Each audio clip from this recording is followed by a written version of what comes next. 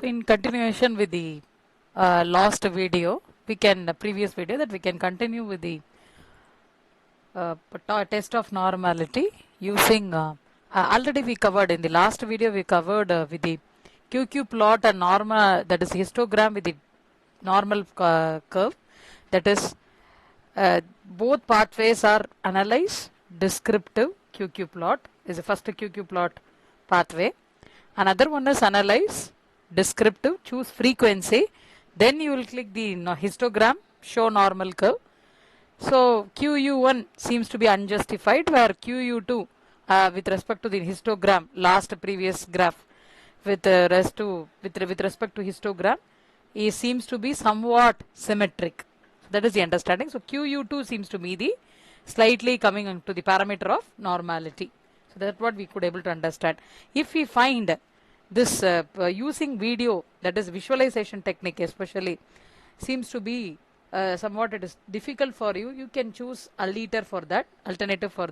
This is the third method that you can choose, that is analyze, descriptive, and then you can choose explore. Then you can choose these two variables in as usual, and you can in this factor list, if you have to find any normality based on any variable, gender or age, we have to push it here, otherwise you can leave. For example, I want to find the normality based on this two, QU1 and QU2, based on gender, then I have to give OK. If not, there is no kind of say factor like that to find out, I can leave this. Under display, you please keep this default function both, because we want to interpret both. Then under statistics, maintain this default thing. So with respect to plots, you have to click the normality. Generally it will not be there, it will be unclicked, so you have to click here. Now because we want to find the normality, click continue, nothing to be changed here, give OK. You will be having this as the output. So this is about your sample size, and this tells you the mean, median, mode, standard deviation, variation, minimum, maximum, range, skewness, kurtosis and all. General value of skewness, kurtosis for skewness is plus or minus 1. So find minus 1 to plus 1. Some says minus 1.96 to plus 1.96 seems to be the proper value for any data to be normal with respect to skewness. Some says for kurtosis it's minus 2 to plus 2. So, but for both the case, these two, for QU1 and QU2, skewness and kurtosis falls within the boundary only. But we have to go for the test of normality. There are two tests here. One is Kolmogorov-Smirnov test, other one is Shapiro-Wilks test. Both should be insignificant. That means what? Significance value should be greater than 0.05 for this test of normality alone.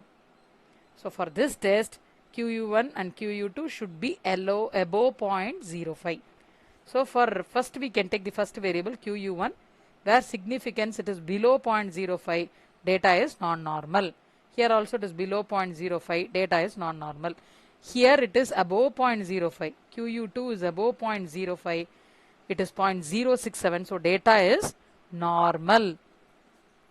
It is not fixing with the Shapiro-Wilks test, because data is below 0.05, which is 0.014.